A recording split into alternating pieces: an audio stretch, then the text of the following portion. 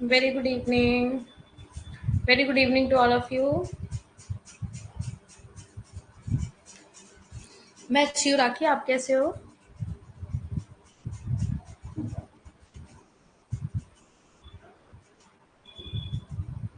क्या बात है, अभी तो स्टूडेंट नहीं आया, ये कोई बहुत गलत बात है। 8:05 हो गए हैं।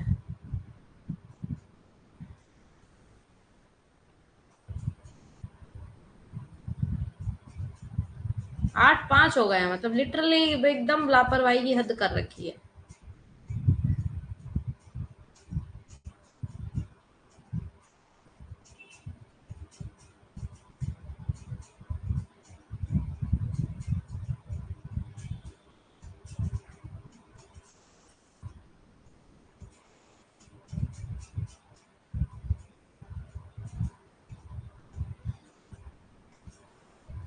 राधे राधे।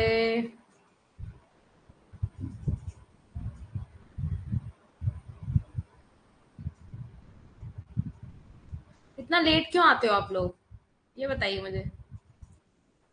अच्छा, नेटवर्क इशू था। न्यू यूनिट तो स्टार्ट हो चुकी है राखी, कल हो चुकी थी हमारी न्यू यूनिट स्टार्ट। आज तो सेकंड क्लास है ना बेटा।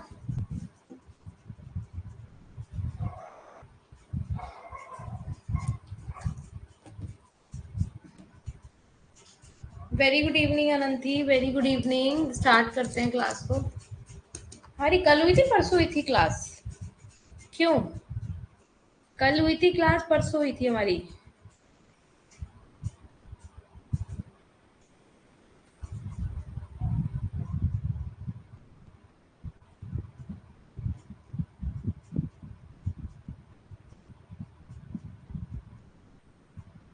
अच्छा, कल नहीं हुई, परसों हुई थी, फिर क्या?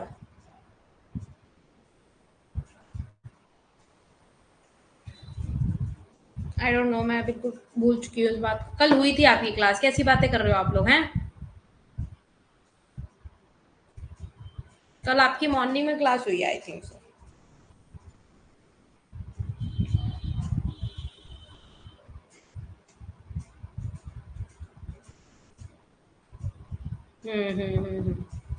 वही कंफ्यूजन क्रिएट हो जाता है ना।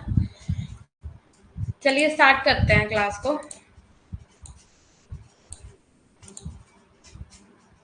Very good evening to all of you. So here I am Ashishika Gupta, your UGC paper to Faculty of Economy. So let's get started. जैसा कि आप स्क्रीन पे देख सकते हैं, यहाँ आपके सोशल मीडिया के चैनल्स हैं, इनको आप ज्वाइन करिए। कोई भी न्यू अपडेट होगी वो आपको इजीली मिल जाएगी, राइट? तो एक अच्छे से कोट के साथ क्लास को स्टार्ट करेंगे। You don't always you don't always need to understand your journey in life, है ना। हमेशा आपको ये समझने की जरूरत नहीं है कि आपकी लाइफ की जो जर्नी है वो क्या है, कैसी चल रही है, ठीक है। हमेशा उसको समझने की नीड नहीं है, बस उस पर थोड़ा सा ट्रस्ट करो। You just need to trust, है ना, that you are going in the right direction. अगर आप सही दिशा में जा रहे हो तो उसके ऊपर थोड़ा विश्वास रखो। हर समय उस, जैसे आप सही जगह जा रहे हो, सही लाइन पे कर रहे हो, पढ़ रहे हो, कभी का डाउट किसी के कहने पे आ गया, मतलब कुछ भी कह रहा है कोई, ऐसा है ऐसा है, तो ये ना करके अपना थोड़ा सा ध्यान आप क्या करेंगे, अपने पाथ के ऊपर, अपने राइट डायरेक्शन के ऊपर ट्रस्ट करेंगे। ये नहीं किसी ने कुछ बोल दिया तो आपका दिमाग वहीं गड़बड़ा गया, अरे नहीं ऐसा होना चाहिए था, ये करना चाहिए था, ऐसा करना चाहिए था। नहीं, ऐसा नहीं होगा, है ना। समझ रहे हो मैं क्या बोल रही हूँ? अपने ऊपर, अपने आप कह सकते हैं एक तरीके से, जो भी आप काम कर रहे हैं उसके ऊपर विश्वास रखना जरूरी होता है ना। उसके ऊपर विश्वास रखना जरूरी होता है।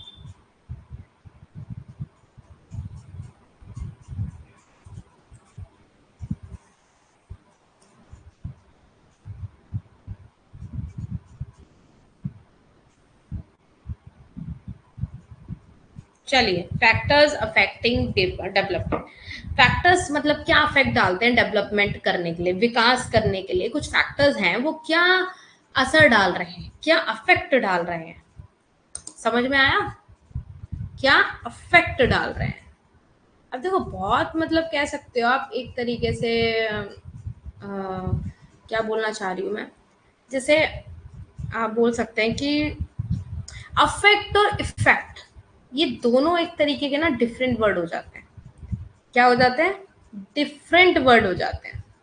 दोनों का एक तरीके से आप ये बोल सकते हो कि जैसे वर्ड्स आपको सेम लगेंगे, मीनिंग इसका सेम लगेगा आपको, ठीक है, मीनिंग आपको इसका सेम लगेगा। अब जैसे अफेक्ट का मीनिंग हो गया, जैसे आपके ऊपर किसी चीज का अफेक्ट हो रहा है, मतलब जैसे आप, मैं यहाँ बैठी हूँ, मुझे गर्मी लग रही है, इसका अफेक्ट हो रहा है मेरे ऊपर, समझ गए, इसके ऊपर क्या हो रहा है, अफेक्ट हो रहा है। अब जैसे इफेक्ट होता है, मतलब जनरली आप बोल सकते हैं कि किसी कोई चीज हुई है तो उसका असर आपके ऊपर होगा, समझ गए।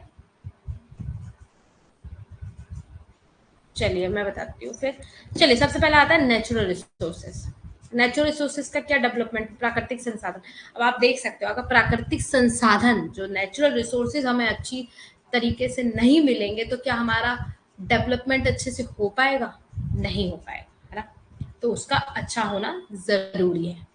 पावर एंड एनर्जी रिसोर्सेज, आप देख रहे हो टेक्निकल चीजों में, आप पावर एंड एनर्जी रिसोर्सेज की तो नीड सबसे पहले है ना, ठीक है। कैपिटल अकोमुलेशन, पूंजी का संचय।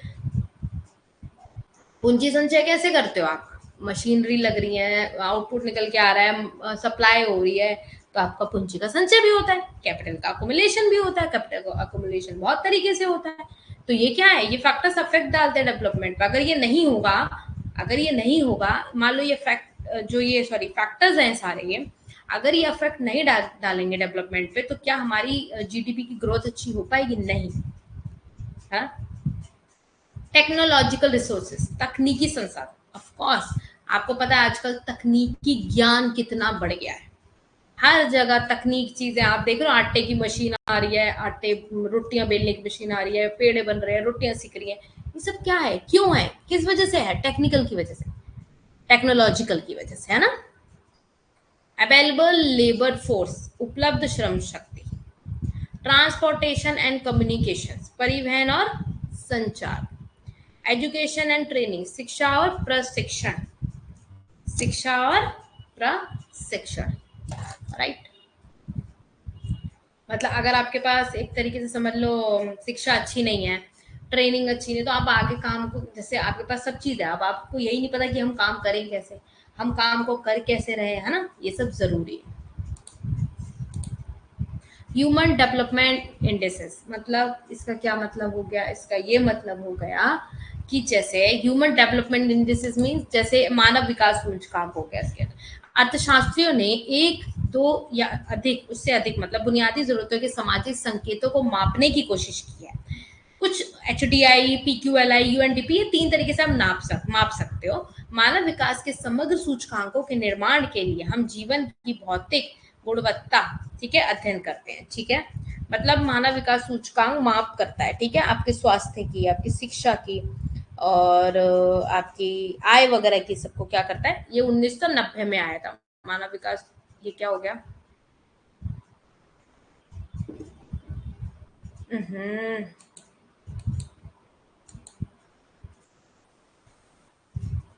ये कब आया था अरे ये क्या हो रहा है,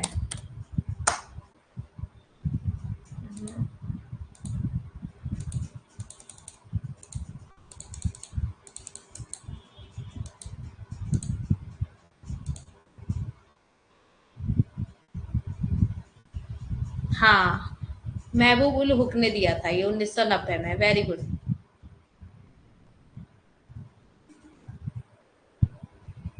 भटकाना नहीं चाहिए, यस। अच्छा, नाइट में हुई थी, मुझे ये याद नहीं था, सॉरी। क्या कर देता है, ये होता है टेक्निकल, अगर टेक्निकल चीज अच्छी नहीं है तो काम कर पा रहे हो, नहीं कर पा रहे ना, दिक्कत हो रही है ना।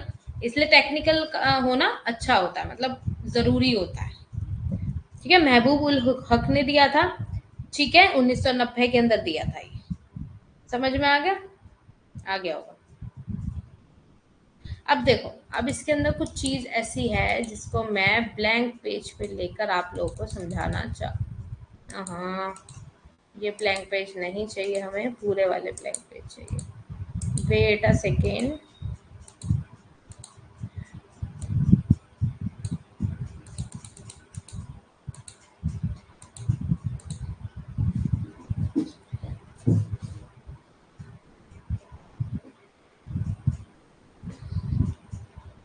उन्नति के आधार पे, उन्नति के आधार पर, ठीक है। श्रेणी, सॉरी श्रेणी, रब कर देते हैं,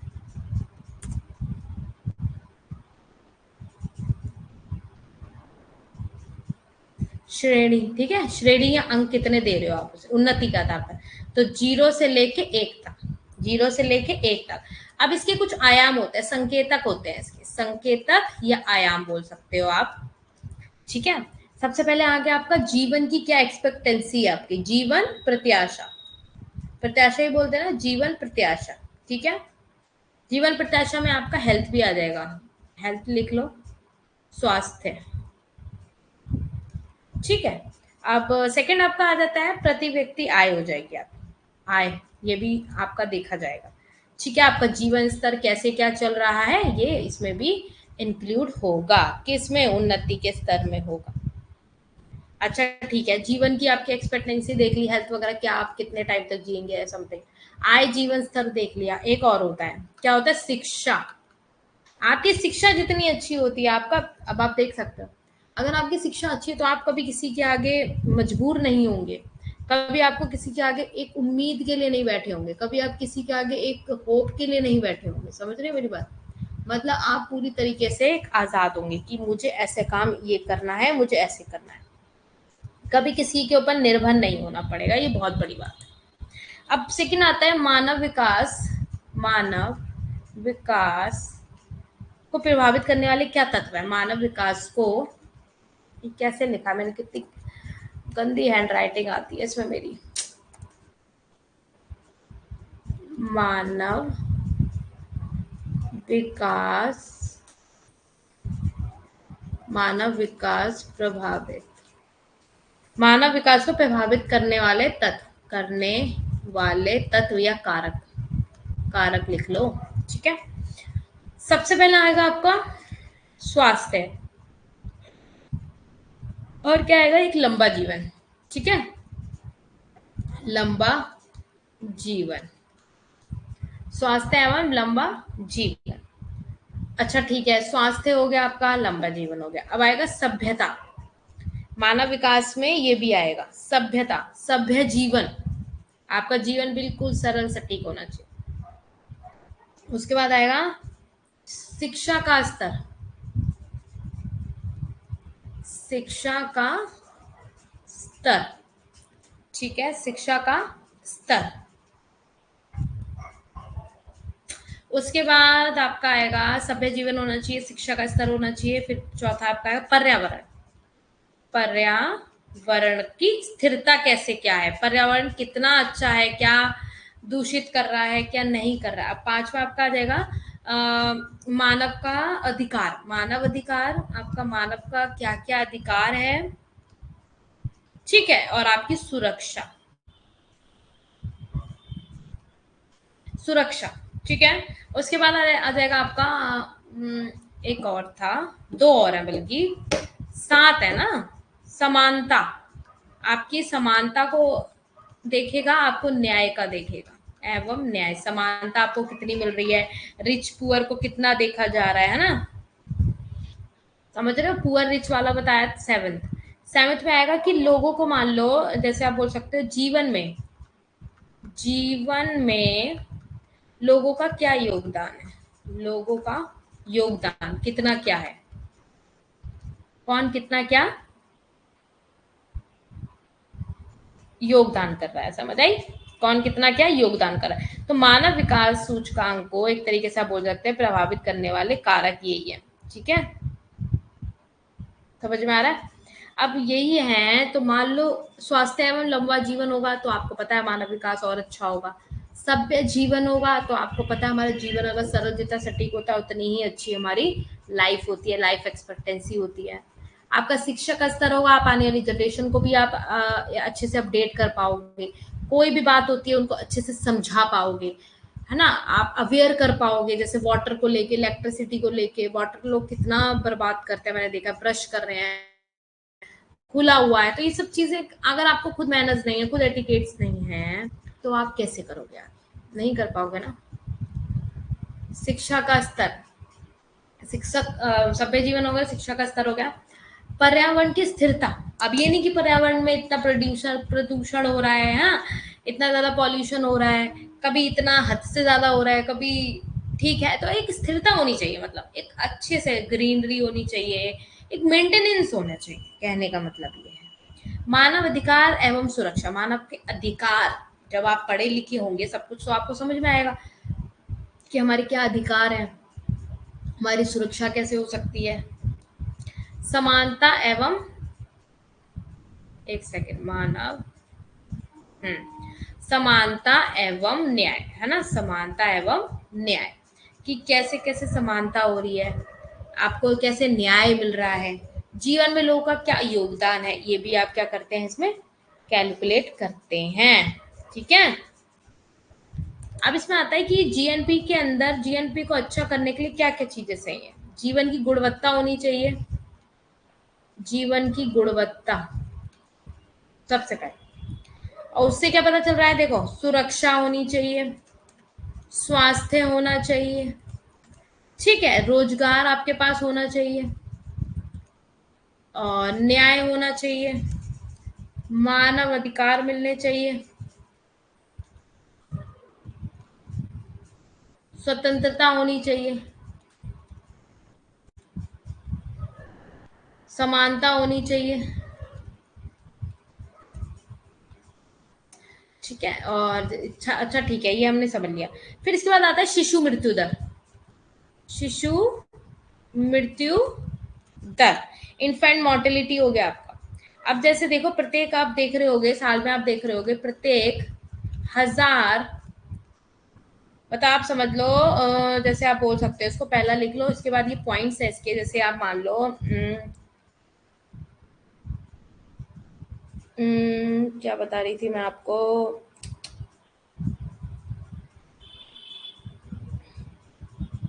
जैसे देखो, हाँ, अब देखो, जैसे अब आपको ना एक वो करना है, मेजरमेंट करना है, प्रत्येक मान लो 1000 बच्चे जन्म ले रहे हैं, उसमें से एक वर्ष के अंदर, वर्ष एक वर्ष तक की आयु के बच्चे, तक की आयु के बच्चे, ठीक है, एक वर्ष तक की आयु के बच्चे अ, उसमें से हैं, ठीक है। फिर पी क्यू एल आई आप देख रहे हो, उसमें गणना कैसे करोगे, कैसे पता चलेगा क्या सही है क्या, तो उसमें आप क्या गणना करोगे, 0 से 100 अंक दे दोगे, ठीक है, 0 वाला अच्छा माना जाएगा, ठीक है, और 100 वाला क्या माना जाएगा, खराब माना जाएगा, इतने पे पहुंच गया 100 पे तो खराब माना जाएगा, 0 वाला क्या माना जाएगा आपका, अच्छा माना जाएगा। प्रोफेसर मॉरिस ने दिया था, ये याद रखना, ठीक है। और जब ज्यादा से ज्यादा होगा, मान लो ज्यादा से ज्यादा होगा, अच्छा बुरा की बात हो रही है, ज्यादा से ज्यादा अधिकतम होगा तो 229 मान लो 1000 में से, और ज्यादा से ज्यादा होगा, और न्यूनतम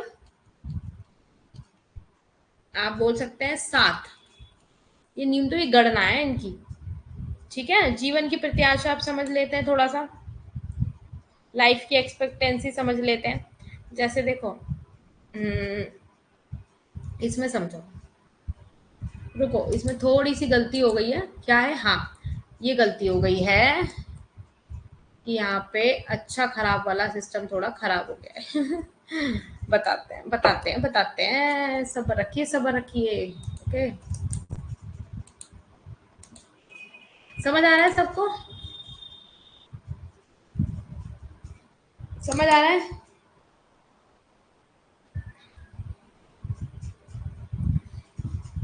हेलो एवरीवन, समझ में आ रहा है, कोई बात नहीं अमिता, रिकॉर्डिंग देख लेना, ठीक है।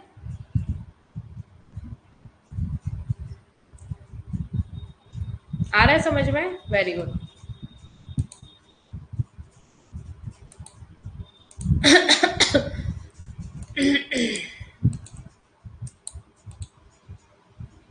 अब देखो मैं क्या बताई थी, अब जीवन की जो प्रत्याशा है, एक सेकेंड,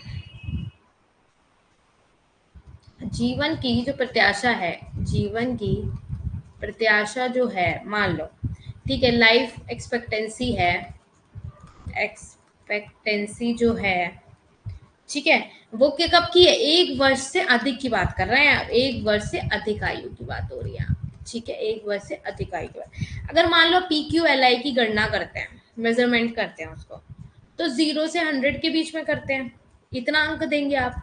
अगर आपका 0 आता है इट्स मीन खराब है, अगर आपका 100 आता है इट्स मीन अच्छा है, गुड है, bed and good, bed and good.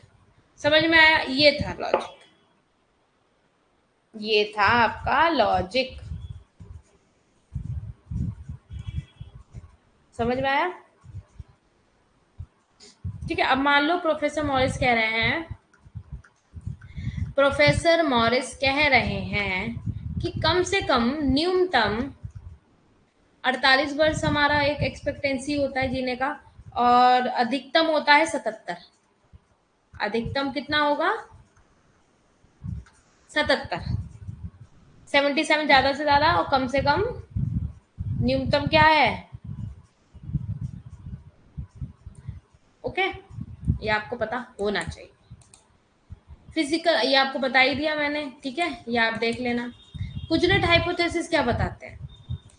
देखो इसमें, देखो इसमें बता रहा है, देख रहे हो आप, स्टार्टिंग में बढ़ रहा है, देन पीक पॉइंट पे पहुंच गया यहाँ पे जाके, फिर देन फॉलिंग हो रहा है, गिर रहा है, उल्टा यू शेप होता है, ये यू शेप्ड है, यहाँ पे नेगेटिव हो गया, यहाँ जाके समझ में आ रही है? यहाँ पे क्या हो गई हमारी जो पर कैपिटा इनकम है, वो क्या हो गई? पहले तो बढ़ रही थी, फिर स्थिर हुई हमारी पर कैपिटा इनकम, फिर क्या लग गई? डेक्लाइन होने लग गई, डेक्लाइनिंग हो गई ना, गिर गई, गिर रही है, तो ये क्या रहेगा? नेगेटिव रहेगा। क्या रहेगा? ये नेगेटिव रहेगा।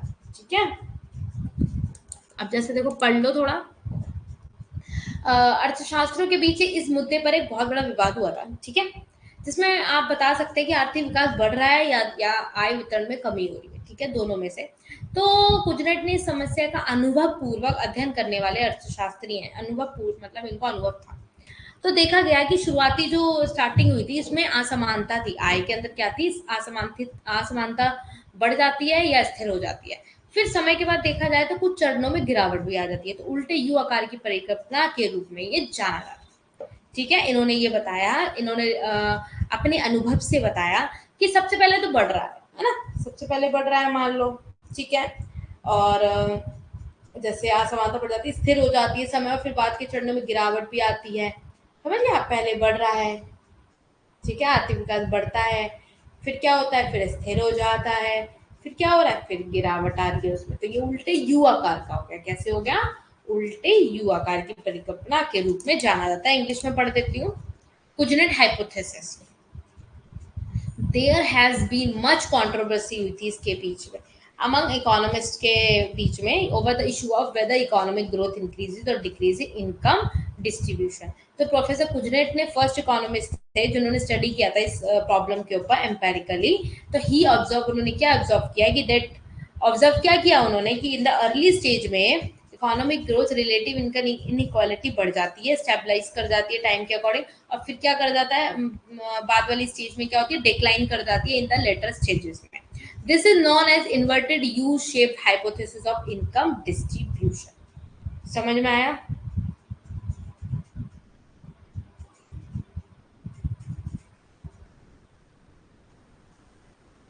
ठीक है,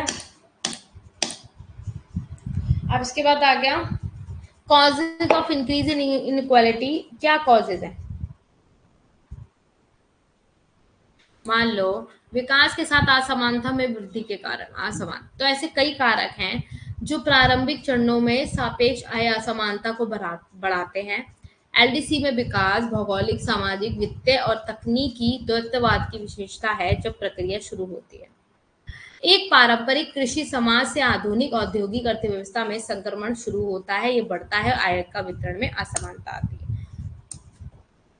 मतलब ये बता रहा है कि सामाजिक हो गया, भौगोलिक हो गया, तकनीकी हो गया, ठीक है, इस सब में स्टार्टिंग होता है, ठीक है, विकास के साथ असमानता की वृद्धि के कारण ये सब होते हैं।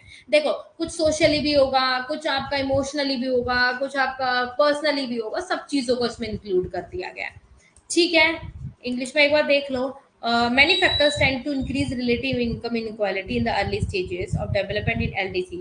ठीक है, एलडीसी आर कैरेक्टराइज किसको करती है? Geography, social, financial and technical technological जो ड्यूअलिज्म हो गया, when the process of transition का चल रहा था, तो traditional agriculture society to a modern industrial economy begin, it increases inequality in income distribution. ठीक है, संरचनात्मक परिणाम है जो रोजगार में वृद्धि करते हैं। ठीक है, तो अवसर क्या है, नए संसाधनों का शोषण होना और प्रौद्योगिकियों में सुधार होना। ठीक है, इन सभी से वृद्धि होती है, मान लो। ठीक है, मतलब नए संसाधनों का शोषण करना, उन्हें आपको सही से एकदम परफेक्टली आपको यूज करना नहीं आ रहा, प्रौद्योगिकी में सुधार हो रहा है, सभी से वृद्धि होती है। औद्योगिक क्षेत्र में प्रति व्यक्ति आय में वृद्धि हो रही है, श्रमिकों, प्रबंधकों, उद्यमियों आदि की आय शहरी क्षेत्र से अधिक से बढ़ जाती है ना। तो causes of reduction in inequality with development, मतलब क्या कॉजेज है इसके, टू रीजंस है, decrease in equality income distribution और हाई इनकम लेवल। ठीक है, तो फर्स्ट क्या है आपका, पर कैपिटल इनकम क्या हो जाती है, हाईएस्ट होती है। ठीक है, और सेकंड में प्रॉपर्टी डिक्रीज हो जाती है, जैसे विकास के बाद कुछ चरण में आय स्तर बढ़ जाता है। पहले चरण में उच्चतम आय की प्रति व्यक्ति आय समूह गिरते हैं, क्योंकि संपत्ति से आय का उनका हिस्सा कम हो जाता है ना। क्योंकि संपत्ति से क्या होता है, उनकी आय का हिस्सा कम हो जाता है। तो आय वितरण पर असमानता में कमी के दो कारण होते हैं। गुजरात बता रहे हैं ऐसा कि जो आय का वितरण करते हैं ना, तो उसमें दो कारण है ऐसे। सबसे पहला हो गया विकास के चरणों का उच्च आय स्तर, विकास हो रहा है उसकी उच्च आय, आय क्या है उसकी उच्च है। ठीक है, पहला उच्चतम आय की प्रति व्यक्ति आय समूह गिरते हैं। ठीक है, सेकेंड है संपत्ति से आय का उनका हिस्सा कम हो जाता है, संपत्ति मिलती है तो उनकी आय का हिस्सा क्या हो जाता है, कम हो जाता है। Second, the per capita income of the lowest income group rises when the government takes legislative decision concerning education and health services, inheritance and income taxation, social security, full employment and economic relief either to whole group or individual। मतलब सबको देखता है, सबके decision को क्या करता है, ये मानता है। Got it my point? Got it my point? Very good। दूसरा क्या, राज्य की प्रति व्यक्ति आय सबसे कम आय वर्ग तब बढ़ता है जब सरकार शिक्षा के संबंध में विधायी निर्णय लेती है। समझ में आ गया, प्रति व्यक्ति आय सबसे कम आय वर्ग का कब बढ़ता है, जब सरकार शिक्षा के मतलब रिलेटेड विधायी निर्णय लेती है। ठीक है, और स्वास्थ्य सेवाएं, विरासत और आय कराधान, सामाजिक सुरक्षा, पूर्ण रोजगार, आर्थिक राहत या तो पूरे समय में व्यक्तियों के लिए करता है। वो सबके लिए करेगी ना सरकार, पर्टिकुलरली तो ना एक दो लोगों के लिए करेगी, right. Sustainable development. There are many definitions of sustainable development, but the most popular definition is by the Brundtland Report. It defines sustainable development as meeting the need of present generation without compromising the need of future generation. समझ में आ गया, आज की need को पूरा कर लो, कल का क्या करना है, मीटिंग। देखो कितनी अच्छी लाइन लिखी, meeting the need of the present generation, जो प्रेजेंट जनरेशन है, विदाउट कॉम्प्रोमाइजिंग, कॉम्प्रोमाइजिंग नहीं करना चाहती है, the need of future generation की रिगार्डिंग। समझ रहे हो। अब देखो, सस्टेनेबल डेवलपमेंट में सोशली, इन्वायरमेंट, इकोनॉमिक, ये सारी चीजें इंक्लूड है। ठीक है, सतत विकास बोलते हैं जिसे, ये रहा ब्रडलैंड रिपोर्ट में क्या बताया कि इसे सतत विकास को वर्तमान पीढ़ी की जरूरतों को पूरा करने के रूप में परिभाषित किया। ठीक है, भविष्य की पीढ़ियों की जरूरतों से समझौता किए बिना। ठीक है, बहुत बढ़िया लाइन है, इसको याद रखना, वर्तमान पीढ़ी की जरूरतों को पूरा करने के रूप में परिभाषित किया। ठीक है, भविष्य की पीढ़ियों की जरूरतों से समझौता किए बिना। समझ में आ गया, उनसे समझौता किए बिना, उनसे समझौता नहीं किया है। निरंतर चलने वाला जो विकास होता है उसे क्या बोलते हैं, सतत विकास, निरंतर, जो कभी रुकता नहीं है। अब आता है इन्वायरमेंटल प्रॉब्लम्स। अब आप देख रहे हो ना, हमारे इन्वायरमेंटल में सबसे ज्यादा प्रॉब्लम है, तो आपसे छुपा नहीं है, किसी से भी नहीं छुपा है ना। आपका एयर पॉल्यूशन हो गया, आपका नॉइज पॉल्यूशन हो गया, आपका वाटर पॉल्यूशन हो गया, है ना, कितने तरीके हो। तो environmental problem of a country depend on in state development, economic structure, production technique in use and its environmental policies. For instance, less development countries face the problems of inadequate sanitation and clean drinking water due to lack of economic development, while development countries suffer from air and water pollution due to industrialization। अब देखो, बंजर जमीन है, देख रहे हो क्या, कितनी ज्यादा इसमें, कितना ज्यादा आप देखते हो कि जहाँ पे आग वगैरह का काम हो रहा है वहां पे ऐसा ही कुछ नजारा होता है। ये देख रहे हो कितना ज्यादा धुआं निकल रहा है, ये देख रहे हो कैसे बंजर जमीन है, यहाँ पे खेती बाड़ी हुआ करती थी, और पानी देख रहे हो कितना गंदा है। क्या समझ में आ रहा है इन पिक्स से, आपको बताओ। कुछ डिफाइन करो, बताओ कि इन पिक से मैम हमें ये समझ में आ रहा है। बता तो मैंने दिया ही, पर आप लोग भी बताओ।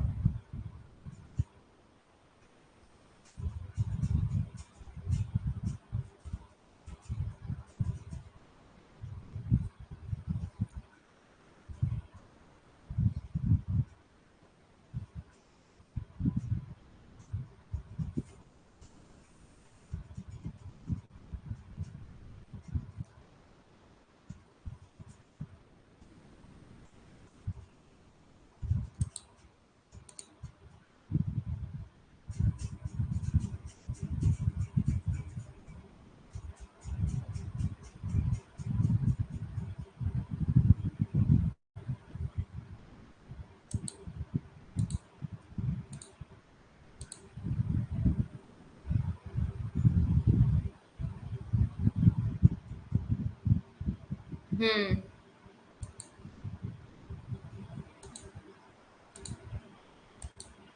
पर्यावरण की समस्याएं क्या क्या है? किसी देश की पर्यावरणीय समस्याएं उसके विकास के चरण होते हैं, ठीक है, उस पर निर्भर करती है। सबसे पहले देखो, उत्पादन तकनीक हो गया, पर्यावरणीय नीति, उदाहरण के लिए कम विकसित देश हो गए जो आपके, आर्थिक विकास की कमी के कारण भी होता है, अपर्याप्त स्वच्छता, स्वच्छता नहीं है, स्वच्छ पेयजल की समस्या होती है, पानी पीने वाला अच्छा नहीं होता। विकसित देश औद्योगिकरण के कारण वायु और जल प्रदूषण से क्या है, पीड़ित है ना। सबसे पहले एयर पॉल्यूशन आ गया, urbanisation which is the concomitant result of economic development and industrial growth has led to atmospheric pollution. Increasing vehicular traffic is the most important source of air pollution in big cities में, है ना। Other reasons for this are two stroke engines, old vehicles, traffic congestion, bad roads and obsolete automotive technology and lack of traffic management system. वायु प्रदूषण, शहरीकरण जो आर्थिक विकास और औद्योगिक विकास का सहवर्ती परिणाम है। विकास ने वायुमंडलीय प्रदूषण को जन्म दिया है। वाहनों का बढ़ता यातायात हवा का सबसे महत्वपूर्ण स्रोत है। बड़े शहरों में प्रदूषण इसके अन्य कारण जो दो स्टॉक इंजन, पुराने वाहन, यातायात की भीड़, खराब है सड़कें और प्रचलित मोटर वाहन प्रौद्योगिकी और यातायात प्रबंधन प्रणाली की कमी होती है। अब वायु प्रदूषण है, अब वायु प्रदूषण आपको पता है बड़े बड़े शहरों में क्या है, ये इधर से जा रहा है, ये उधर से, हर जगह तो क्या होता रहता है, आप देखते रहते हो, इधर से कोई आपका कोई गाड़ी जा रही है, इधर से कोई ट्रेन जा रही है, इधर से कोई बस जा रही है, ये सब क्या है? इसी विकास ने वायुमंडलीय प्रदूषण को जन्म दिया है।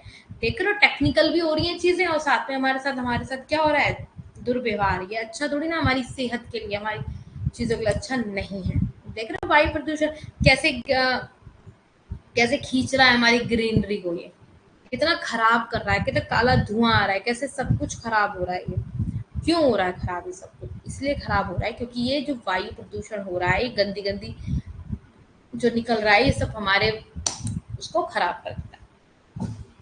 Water pollution similarly a result of economic growth, है ना। The main sources of water pollution are flushing waste down the domestic sewage, है ना, और industrial effluents conduct organic pollutants. अब वेस्टेज क्या किसे करते हो, केमिकल को, हैवी मेटल्स को, माइनिंग एक्टिविटीज को, ये सब क्या है, वेस्ट होता है, केमिकल वगैरह सब पानी में ही तो जा रहा है ना। आपका फर्टिलाइज, पेस्टिसाइड वगैरह ये सब हो रहा है, लेदर पल्प हो रहा है, मेटल प्लेटिंग हो रहा है, सीवेज का पानी, गंदा पानी, ये सब कहाँ जा रहा है, canals, reverse, coastal area and underground water sources, ये सब इसी में तो जा रहा है ना। लिखा है देखो, जल प्रदूषण इसी तरह आर्थिक विकास का परिणाम है। पानी के मुख्य स्रोत प्रदूषण, अपशिष्ट प्रवाह, घरेलू सीवेज, कार्बनिक प्रदूषण से युक्त औद्योगिक अपशिष्ट अपशिष्ट और रसायनों, भारी भारी जो धातुएं होती है, खनन गतिविधियों के अपशिष्ट प्रमुख जल प्रदूषणकारी उद्योग है, ठीक है। रिफाइनरी, उर्वरक, कीटनाशक, रसायन, चमड़े का गूदा और कागज और धातु चढ़ाना, सीवेज अपशिष्ट, औद्योगिक अपशिष्ट, झीलों, नहरें, नदियां, तटीय क्षेत्रों से भूमिगत जल स्रोतों में बहते हैं, ठीक है। सॉलिड एंड हजार्डस वेस्टेज, मतलब solid waste also create air and water pollution in urban areas. Unregulated urban growth without such facilities as collection, transportation, treatment, and disposal of solid wastes pollutes the atmosphere and water sources, rotting garbage and blocked drains spread. Solid hazardous wastage क्या हो गए, ठोस और खतरनाक अपशिष्ट क्या होते हैं, जो कि वायु जल प्रदूषण को भी पैदा करते हैं। संग्रह, परिवहन हो गया आपका, उपचार और निपटान जैसी सुविधाओं के बिना अनियमित शहरी विकास, ठोस जो अपशिष्ट वातावरण होता है उसको प्रदूषण करता है। कचरा वगैरह ये सब नालियों में डाल देते हैं ना लोग ऐसे, ये उसको बात कर रहा है। ठोस ठोस जो कूड़ा वगैरह होता है, ये देखो, देख रहे हो कैसे गंदा धुआं निकला है, कैसे पेड़ों की क्या हालत हो गई है। ऐसी हमारी हेल्थ की हालत। डिफॉरेस्टेशन हो गया, ठीक है, वनों की कटाई हो गई, पर्यावरण समस्याओं का कारण बनती है। आपको पता है कितना वनों की कटाई होने लगी है, इस वजह से भी कितना ज्यादा प्रॉब्लम होने लग गया ना। उद्योगों की स्थापना और कस्बों, सड़कों, राजमार्गों, बांधों आदि के निर्माण के लिए अब देख नहीं रहे, नए नए अंदर अंदर देख रहे हो आप, रूट्स बन रहे हैं, इधर से पुल बन रहा है, इधर से फ्लाईओवर बन रहा है ना। ये सब चीजें बन रही हैं आपकी। और पेड़ कट रहे हैं, पेड़ों को काटा जा रहा है, रास्ते में आ रहा है पेड़, उससे हम नया रोड बनाएंगे, ये बनाएंगे, अरे क्या फायदा है सर। लोग उतने ही बर्बाद हो रहे, उतने ही परेशान हो रहे, उतनी ही मौतें हो रही हैं, पर नहीं समझता आदमी ना।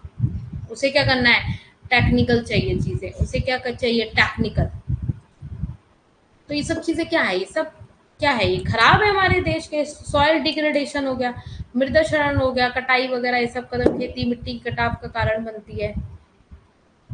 भू संकलन हो जाता है, बाढ़ आती है ना। पहाड़ी क्षेत्रों में मिट्टी का कटाव कर रहे हो, अब आप नीचे की जब अब जड़ को छेड़ोगे तो क्या होगा। तो आई ये सब चीजें आना, भू संकलन वगैरह बाढ़ आती है। जब आप प्राकृतिक चीजों को छेड़ोगे तो ये तो होगा ही ना। Soil degradation, another environmental problem is soil degradation. Environmental problem ये भी है, which is called by water and wind की वजह से होता है। Soil erosion in hilly areas is called by rain and river, thereby leading to landslides and floods. Deforestation, overgrazing, and step farming in hilly areas further cause of soil erosion. Loss of biodiversity. Biodiversity का loss क्या होता है? हम्म।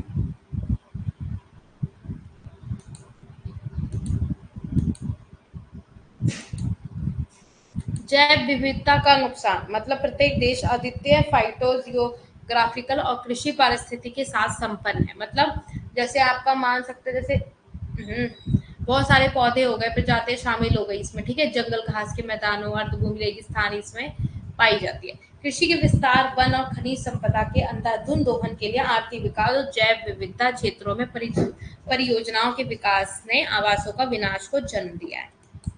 ठीक है। Causes of environmental degradation, population growth हो गई, ठीक है, रैपिड पॉपुलेशन हो गया, पॉपुलेशन ग्रोथ होगी, जनसंख्या में वृद्धि होगी, तो ये भी एक तरीके से मुख्य कारण होगा आपका पर्यावरण गिरावट का। संसाधनों के उपयोग से देश के संसाधनों के उपयोग पर दबाव बढ़ जाता है, समझ रहे हो। संसाधन और ज्यादा चाहिए जितने लोग होंगे, जिससे परिणाम वायु और जल प्रदूषण, जैव विविधता का नुकसान, मिट्टी का क्षरण हो जाता है, तेजी से घटता है ना। पॉवर्टी, गरीबी, poverty is both the cause of effect environmental and degradation, दोनों का हो जाता है। इनकरेज करता है किसको, सस्टेनेबिलिटी को कर देता है, और poor use and depletion nature, Hindi बताती हूँ, गरीबी को बढ़ावा, अस्थिरता, क्योंकि गरीबी दूसरों की तुलना में अधिक प्राकृतिक संसाधनों का उपयोग और कमी करती है, उनके पास उन तक आसान तक नहीं पहुंच पाता। भूमि और जल खानों और जीविका के लिए काम करते। दूसरी तरफ आप देख सकते हैं गरीबी उत्पन्न करता है, ठीक है, प्राकृतिक पर निर्भर करता है कि आजीविका के लिए संसाधन प्राप्त करे जाएं। एग्रीकल्चर का डेवलपमेंट आ गया, इसके बाद आपको कृषि विकास, आप विकसित देशों में कृषि जो विकास होता है एक प्रमुख कारण रहा है पर्यावरणीय क्षरण में कारक, ठीक है। गहन गहन खेती वगैरह जो होती है, इसमें कीटनाशक ये सब चीजें उसमें नहीं मिल पाती हैं, इस वजह से क्या होता है, हमारा अच्छे से विकास नहीं हो पाता। इंडस्ट्रियलाइजेशन हो गया, औद्योगिकरण हो गया, मान लो आप इसे देश पर्यावरण पैदा कर रहा है, ठीक है, लोहा इस्पात ये सब स्थापना करी गई है, भूमि वायु जल प्रदूषण हुआ है, खनिज और लकड़ी उपयोग किस किस स्रोत में किया जाता है, ठीक है। ट्रांसपोर्ट डेवलपमेंट, ट्रांसपोर्ट का डेवलपमेंट कैसे करोगे,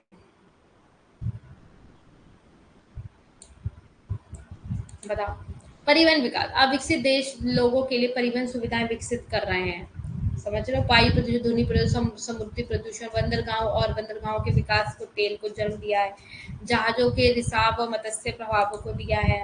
urbanisation, rapid and unplanned urbanisation has led to the degradation of the urban environment, Slum and scanty town pollute air and water, and the generation of solid and hazardous waste has contributed environmental degradation on a vast scale.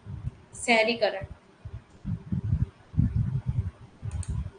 foreign indebtedness, foreign indebtedness क्या होता है कि another cause of environmental degradation in underdeveloped countries.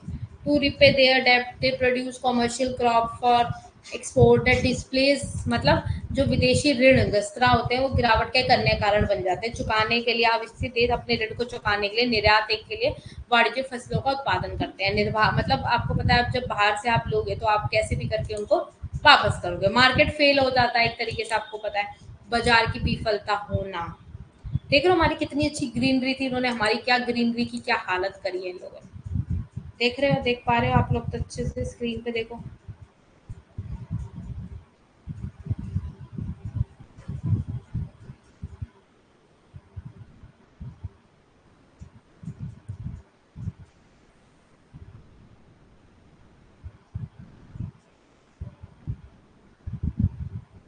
चलिए, समझ में आ रहा है आप लोगों को?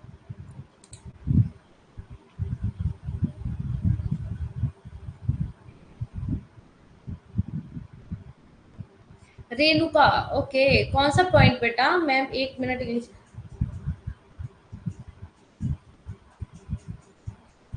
हम सब है इसका कारण, करेक्ट राखी, एकदम करेक्ट। मैंने पहले ही आपको कल भी बताया था कि हम सभी है, हम सब अगर थोड़ा थोड़ा स्टार्ट कर देना तो बहुत कुछ चेंज हो सकता है। बट पता है हम लोग क्या सोचते हैं, मैं क्यों, मैं ही क्यों, है ना?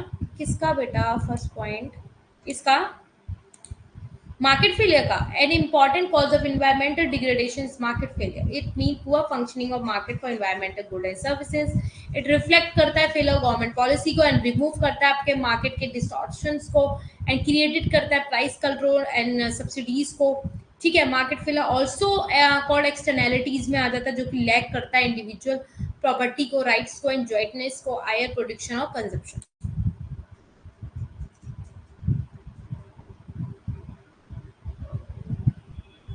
अच्छा एक second, causes of environmental degradation, causes of environmental degradation, okay, wait a second, wait a second।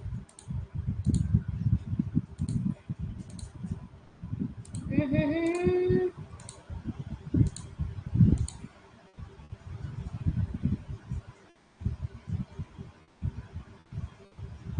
देख सकते हैं बेटा आप, और ये तो आपको मिलेगा, ठीक है, ये आपको मिलेगी पीपीटी, सो डोंट वरी। ठीक है, ये मिलेगी आपको, और आप इसका क्या कहते हैं, इसका आपको रिकॉर्डिंग सेशन मिलेगा, वो भी आप देख सकते हैं। ठीक है,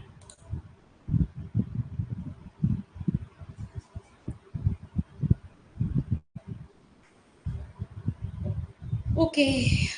आपकी फर्स्ट क्लास है रेणुका ये?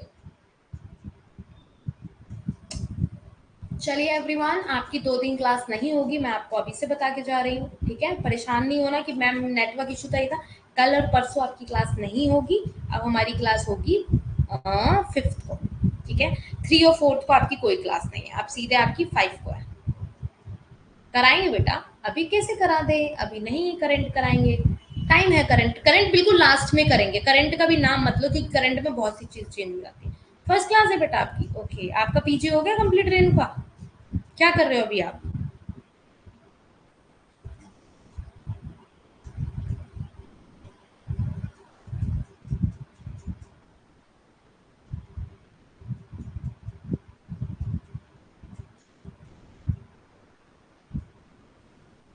ओके, हो गया, वेरी गुड। आप बोथ लैंग्वेज पढ़ रहे हो या इंग्लिश, इंग्लिश से हो आप, इंग्लिश मीडियम से हो? I am teacher, okay. Which subject? Government teacher, English and SST, okay. Which class?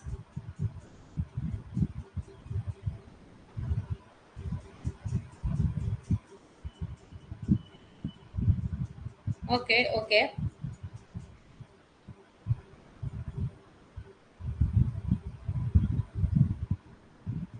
कौन सी क्लास को टीच करते हैं? 6 to 12? English and SST, okay, very good. Government या प्राइवेट?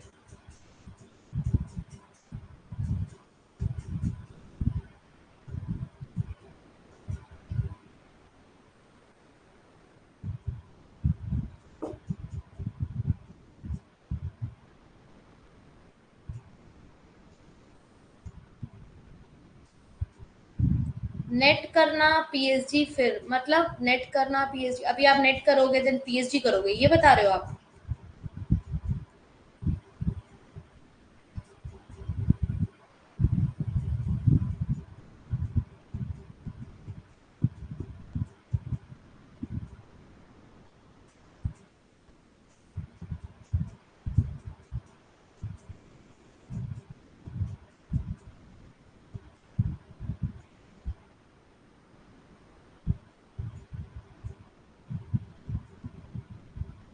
ओके ओके, ठीक है एवरीवन। हम लोग फिर, हाँ वो तो बिल्कुल करनी है बेटा, करनी भी चाहिए, है ना।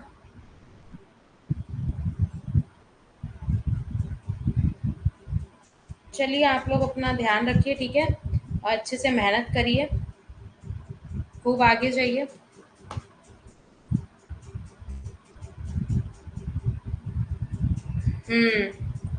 तीन श्रेणियां आ गई हैं उसमें, अलग अलग है इनका, ओके। चलिए everyone, good night, take care everyone, अपने से बड़े की रेस्पेक्ट करो, छोटों को प्यार दो, बहुत अच्छे इंसान बनो एक, ठीक है। कल परसों क्लास नहीं होगी, मिलते हैं हम लोग on Friday, okay. Bye bye everyone, God bless.